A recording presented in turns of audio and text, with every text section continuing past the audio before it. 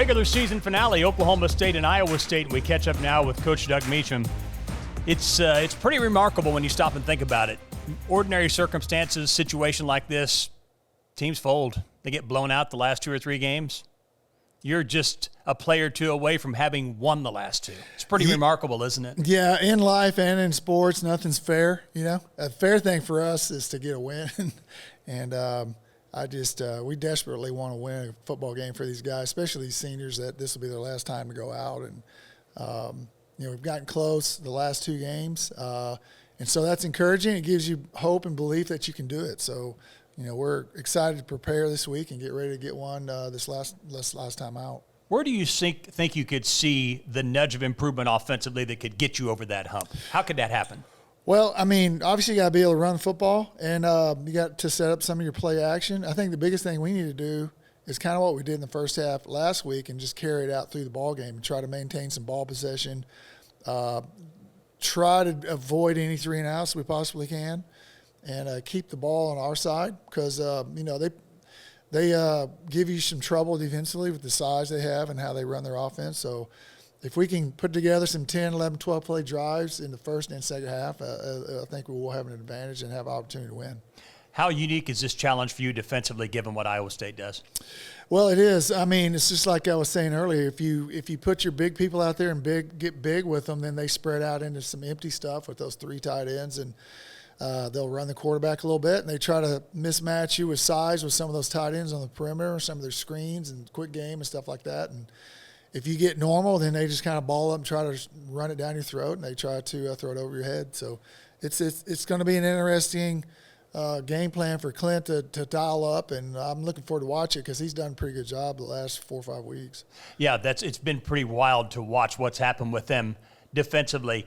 We've talked about this some, but now we've seen it over multiple games, just continuous improvement. Do you think the fact that he simplified is the biggest reason that's happened? Is it the fundamentals? What do you think it's been? A combination? Yeah, it's a combination of guys can play fast when they don't have to think. It's just kind of automatic in terms of their scheme and where they line up. And, again, it allows them to work on tackling and things in practice that matter. And because you've seen a better product in terms of tackling on the field. The other thing is it allows our guys, once again, I said this before, to study the opponent a little bit more instead of trying to figure out where to go.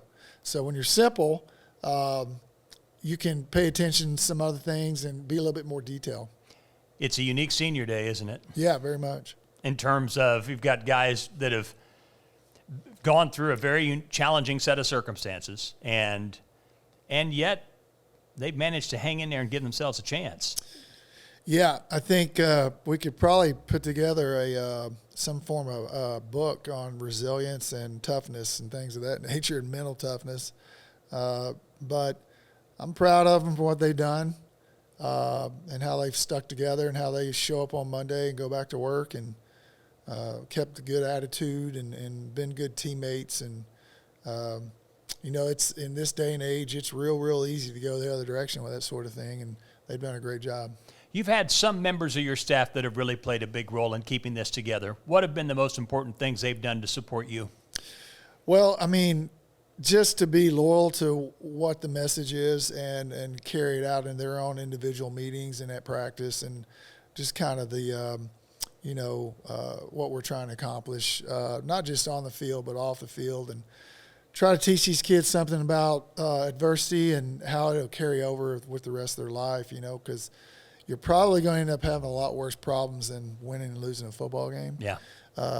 When you're a youngster and you put as much time as they do into it, it does seem catastrophic at times. But hopefully on down the road, they'll have some issues and they'll be able to handle it a lot better because of the experiences they had here at Oklahoma State. We have no idea how the game will go. Hopefully it'll be a win. We obviously are hoping for that. But regardless, people will look at this team in a record book and they'll just see a record. Mm-hmm.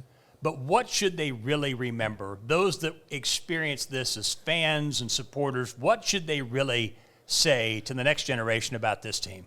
The real story. You should be proud of, I counted yesterday, I took a picture from up top. There was 96 guys in the stretch lines yesterday. Very easily could have been 60.